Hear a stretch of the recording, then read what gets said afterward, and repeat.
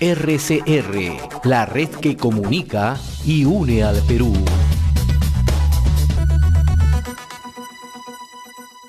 Pero bien, vamos a conversar ahora con Arturo Ayala del Río. Él es candidato por la alianza Juntos por el Perú.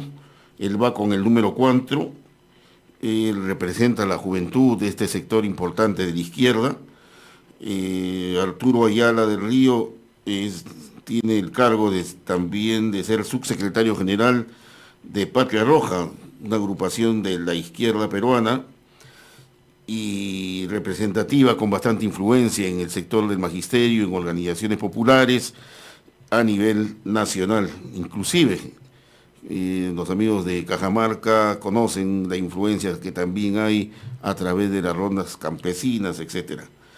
¿Qué tal, Arturo? ¿Cómo estás? Muy buenos días. Cuéntanos un poco, primero, ¿cómo llegaste a este cargo de subsecretario general?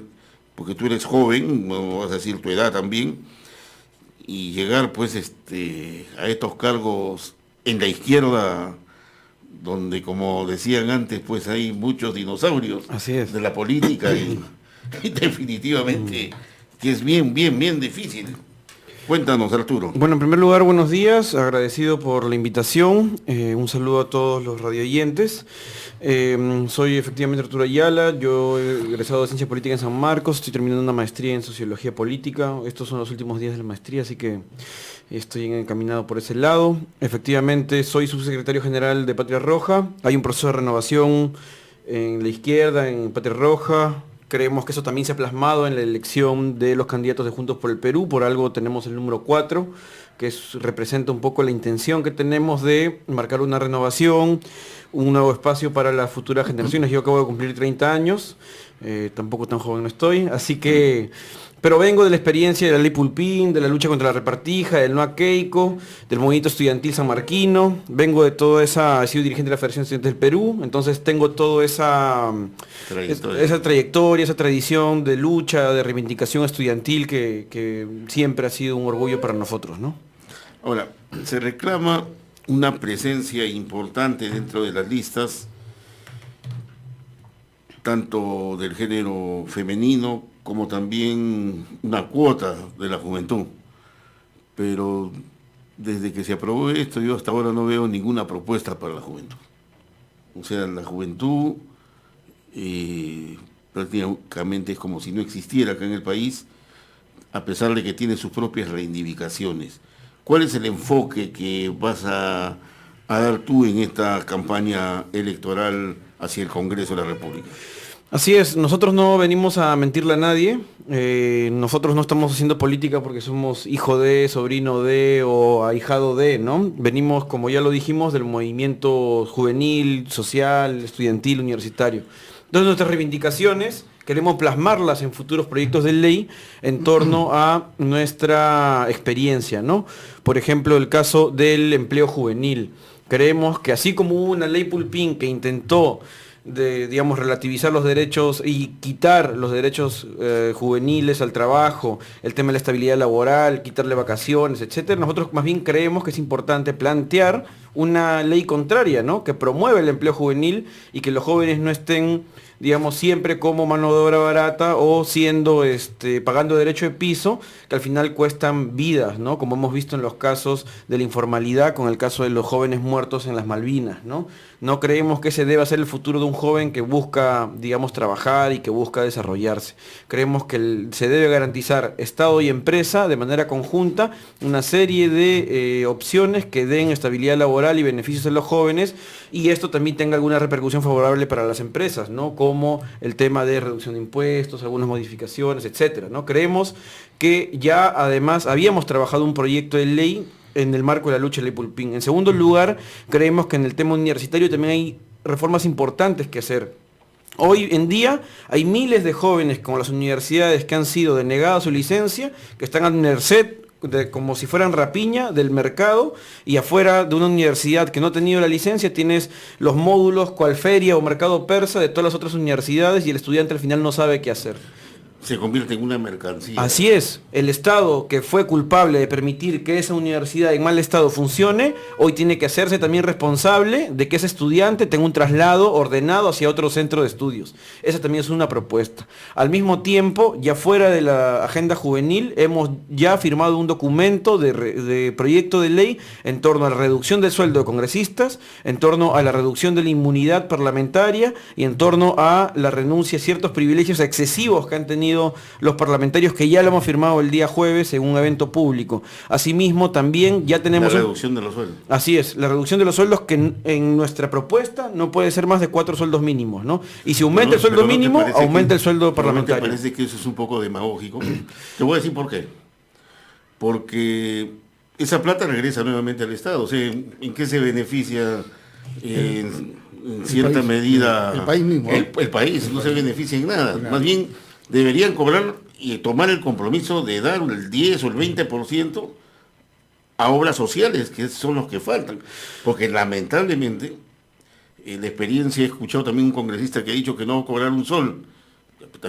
¿Y a quién le beneficia que no cobre un sol? Así es. Al mismo Estado. Lo que queremos hacer nosotros es dar un mensaje simbólico a la población. O sea, no solamente la gente está esperando, digamos, una situación concreta en números, digamos, de lo macro, ¿no? Uno puede hablar muchas veces de lo macro, pero la gente también necesita símbolos, ¿no? Y si queremos ir al Parlamento, tenemos que demostrar que este es un Parlamento distinto, que tenemos una voluntad distinta. Para nosotros no se trata de hacer carrera burocrática y estar como tantos que conocemos 30, 40 años en el Parlamento, ¿no? Para nosotros se trata de llegar, dar un mensaje de renovación y esperanza a la gente que no la tiene. La democracia está, digamos, destruida y subvalorada totalmente en este país. Claro, pero más que los sueldos y las gollerías que podrían haber tenido los disueltos congresistas, yo creo, Arturo, que el país, la población estaba preocupada, harta, ¿no?, de que el Congreso y el presidente vivían cada uno en su mundo aparte. Así es. ¿No? Y nadie se ocupaba de lo elemental que es la seguridad ciudadana. Ellos tienen o tenían seguridad propia, privada, exclusiva, tenían bonos por gasolina, por alimentos, y la población, eso fue lo que colmó a la ciudadanía, ¿no? Así es. Esto se va a enfocar también, eso, porque tú has dicho que, bueno, no piensas quedarte 30, 40 años en el Congreso. Bueno, ahora ya no se puede hacer esa figura, ¿no? Sí. Pero de todas maneras, el tiempo corto que tengas como representante del pueblo, representante de Juntos por el Perú, es hacer propuestas que sean viables, propuestas, escuchar a qué es lo que dice la población, qué es lo que reclama, qué es lo que pide. Así es. Y por eso es que nosotros ya hemos señalado dos de arranque, ¿no? Una que es el tema de estabilidad laboral juvenil y la otra que es el tema de del acompañamiento del Estado al proceso de los estudiantes que están sufriendo, digamos, las consecuencias de este proceso de acreditación, que no estamos en contra, sino que estamos en contra de que se abandone el estudiante. Asimismo, también creemos que es importante que los estudiantes universitarios que hoy no están asegurados, porque el estudiante de la universidad pública no está asegurado, acceda al proceso de aseguramiento universal que se menciona desde el Estado. Ahora, Vizcarra lo menciona, pero, digamos, de manera progresiva, y parece que al final es como un cuento, ¿no? Porque no sabemos cuándo y en qué grado se va a plasmar. Por otro lado, también hemos señalado que... Perdón, esto se traduce en que todos los universitarios tengan acceso... Todos los estudiantes de educación superior básica y superior. Superior y educación básica. Acceso a la atención médica. Así es, porque hoy no la tienen. Hoy un estudiante sufre un accidente, como lo hemos visto, y no está abandonado totalmente. Efectivamente creemos que eso va de la mano con ya reivindicaciones que no solamente son del Congreso, sino del Ejecutivo, porque tampoco vamos a mentirle a la gente, ¿no? El Congreso no tiene funciones del Ejecutivo, entonces creemos que la salud debe mejorar, el presupuesto en salud debe mejorar, y eso debe estar acompañado de un proceso integral. Y ahí vamos a una discusión. Perdóname que te corte, inclusive hasta el SOAT no te reconoce accidentes.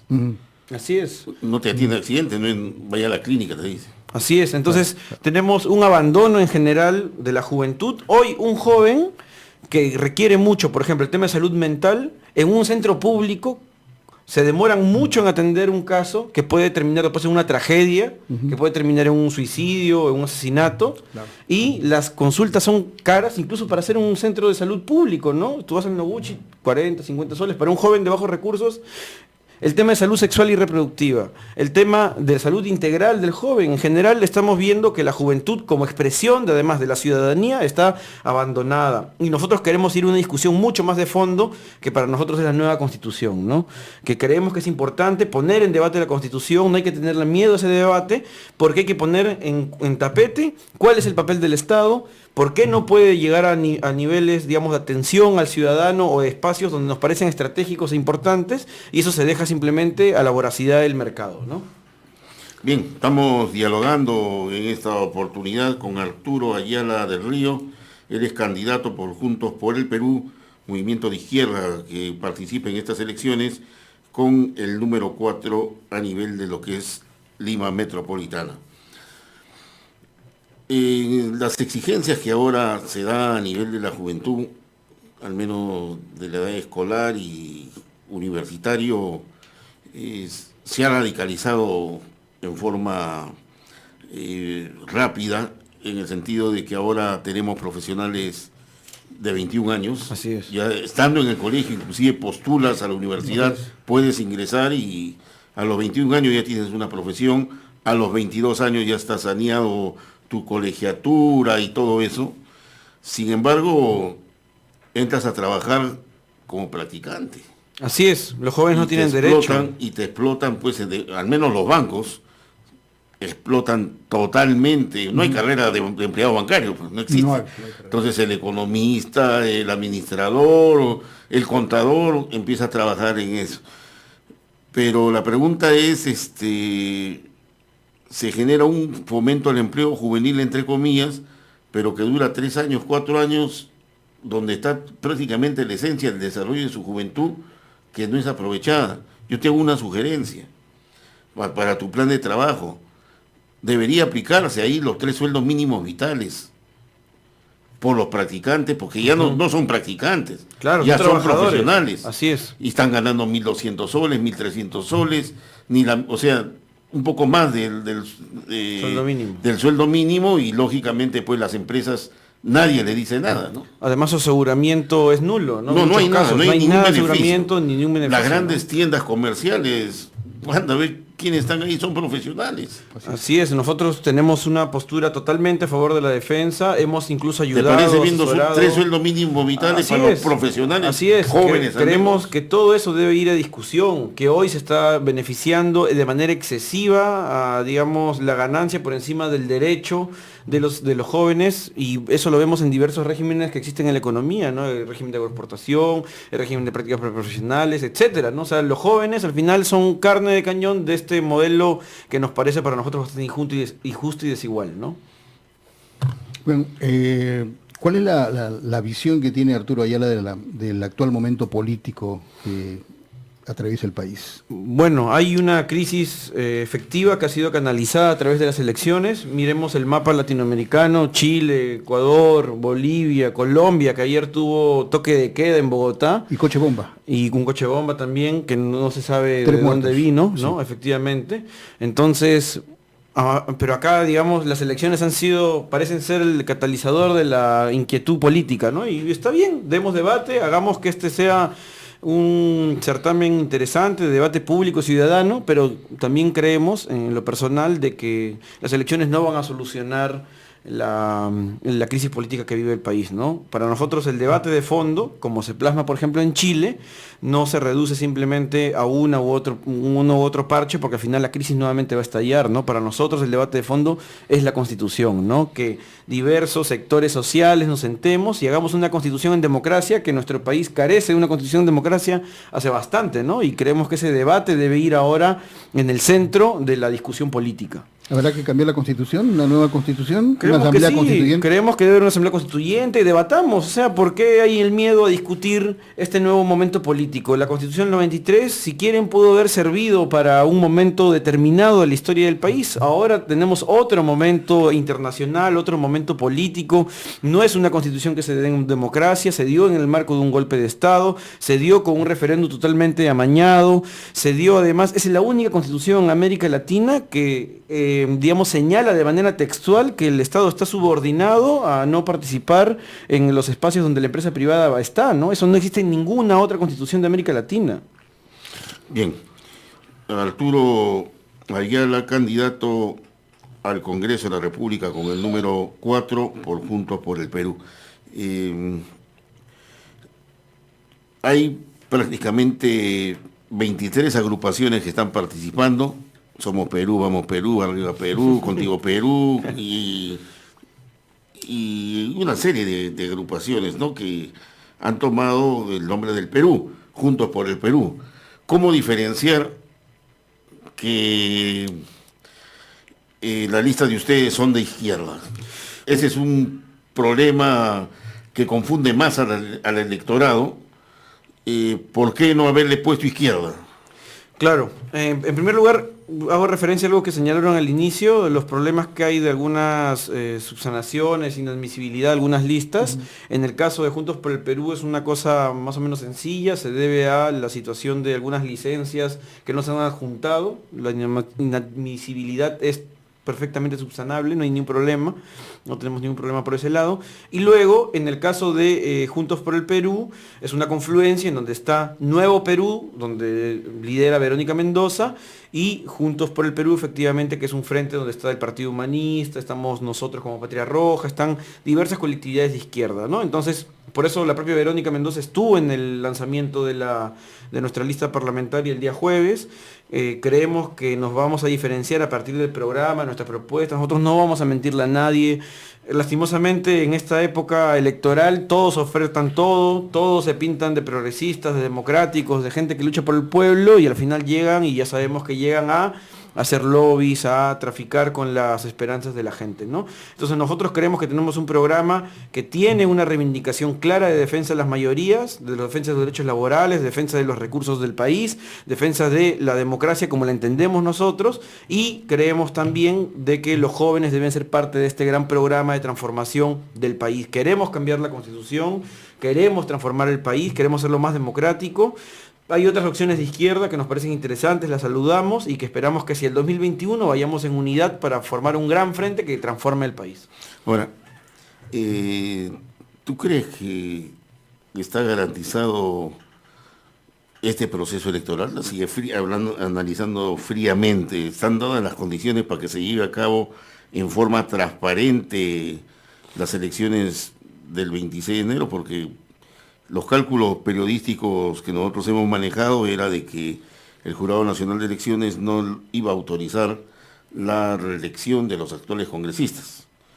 Y apareció la reelección, pero ahora, como si también fuera algo vital, le han dicho, pues, tiene que presentar su licencia. No tienen licencia, ninguno ha pedido licencia, entonces prácticamente están afuera. Claro, pero es que no corresponde una licencia allí, pues, ¿no? Depende del punto de vista cómo lo veas, pero... Los que están en la comisión permanente. Claro, que se van a la reelección, pues lógico, claro. Los que están activos. Pero ellos no son funcionarios, son elegidos. Congresistas elegidos, por el voto, pero en fin, ¿cómo lo ves tú el proceso en sí? Es un proceso complejo, es un proceso acelerado que impide que tengamos, digamos, una mayor tranquilidad, incluso en los aspectos administrativos. Por ello es que han habido estas ausencias de licencias, esta situación que estamos arreglando ahora. Creemos que efectivamente es un proceso distorsionado por la coyuntura política, pero que debemos participar, ¿no? Debemos participar porque no es posible que la izquierda, porque nosotros somos de izquierda, que la izquierda esté al margen de la discusión política nacional, y hay que empezar a educar a las mayorías, hay que empezar a conversar con las mayorías, ¿no? Decirles que no tengan miedo a la izquierda, ¿no? Somos una fuerza política, tenemos ideas, tenemos alternativas, y pongamos a discusión estas ideas y alternativas para el país, ¿no? Creemos que somos una fuerza política viva, que estamos de mano con los sindicatos, con los estudiantes, con las mujeres, y bueno, estamos en esta lucha permanente que no solo se reduce a elecciones, ¿no? Nosotros hacemos política más allá de elecciones, la hacemos con los gremios, la hacemos con los estudiantes. Más bien los políticos de derecha tradicionales son los que aparecen cada vez que necesitan el voto de la gente. Nosotros hemos estado siempre haciendo política. Claro, y te reitero la pregunta de Alberto, o sea, ¿por qué no hay con el nombre de izquierda? No, o sea, tú dices bien que los políticos de derecha se pintan de una manera, actúan de otra, pero la izquierda también aparece...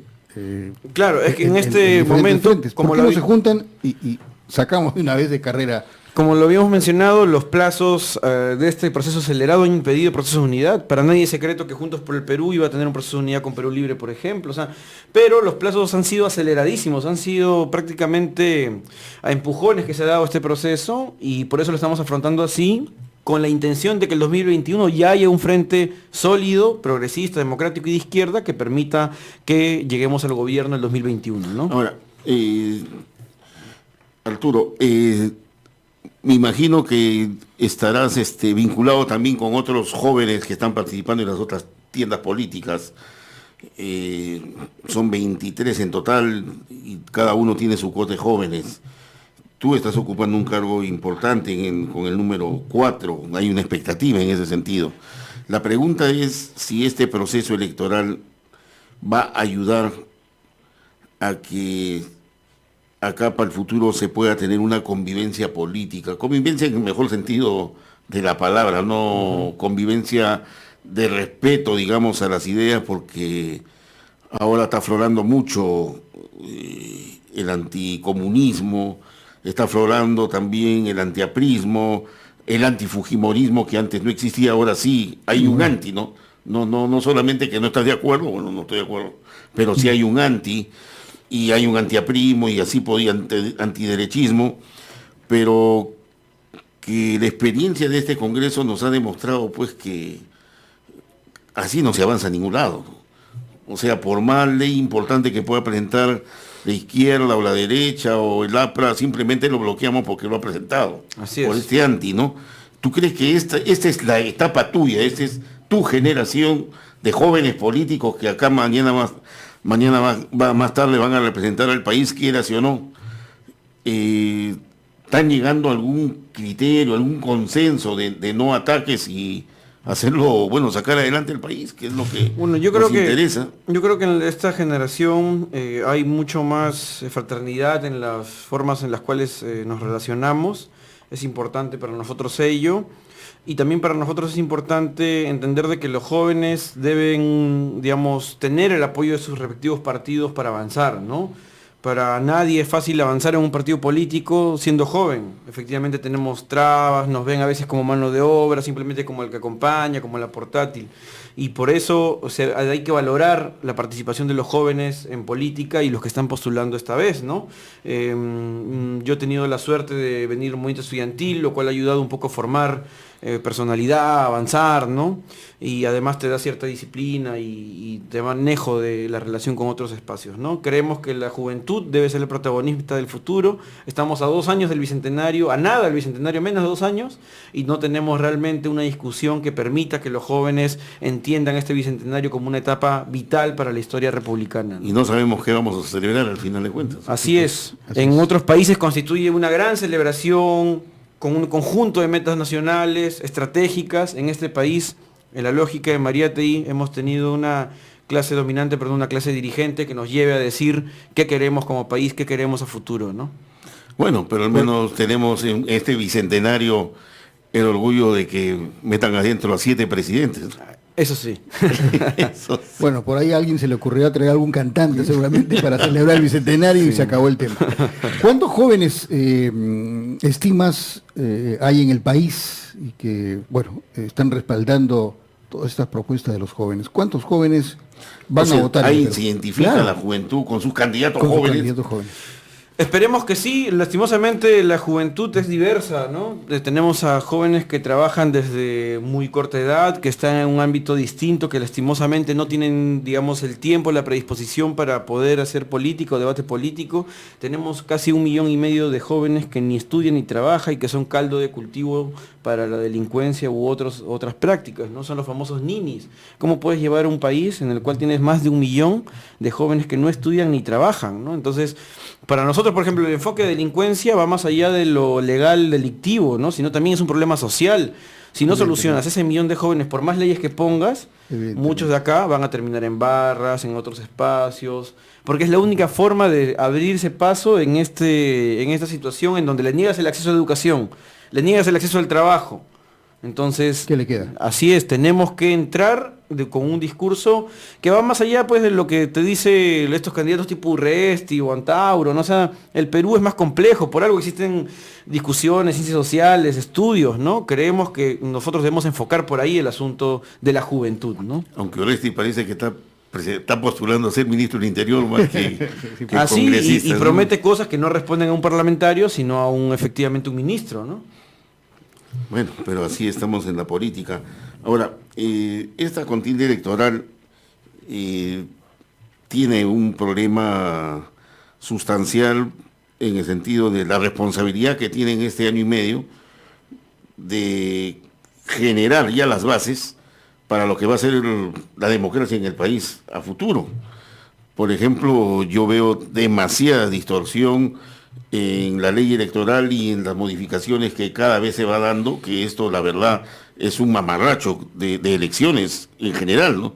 Si yo no estoy de acuerdo con ningún candidato, ¿por qué mi voto no vale? No lo consideran. Lo que vale es el voto válidamente emitido. Pero mi voto ha sido también válidamente emitido y yo no he votado por ninguno de ellos, Claro, porque pero no lo consideran. ¿Cómo Así es. puede salir presidente pues con 4 millones, 5 millones de votos? De 30 millones que De 30 millones de peruanos y de 20 millones de electores. Claro. ¿Qué hacer frente a esa realidad donde justamente espanta a la juventud eso? Así es, la política está desprestigiada frente a los jóvenes, tenemos además efectivamente, como lo has mencionado, una reforma compleja de la participación política. Y esta elección justamente se da en el marco de un híbrido, ¿no? Al final no sabemos cuál de las dos leyes se va a aplicar, ¿no? La anterior o este tema de la no reelección o sí, al final... Y ambos están en modificación, que tampoco no está ni saneada, ¿no? Entonces, por eso les decimos de que es un proceso complejo, ha sido un proceso complejo. Inscribir los partidos ha sido de manera muy, muy complicada y para nosotros ha sido un esfuerzo grande porque no tenemos los recursos que tienen otros partidos, ni los padrinos, ni las fuentes económicas que tienen otros partidos, perdón. Entonces tenemos nosotros que esforzarnos aún más para poder entender que tenemos que dar una respuesta administrativa a todas estas trabas que hay, ¿no? Y por otro lado, también creemos que los jóvenes deben entender de que el voto no debe ser por, digamos, el que me cayó bien, el que me cayó mal, el artista o etcétera, ¿no? Debemos ir más allá. ¿Qué propone cada partido?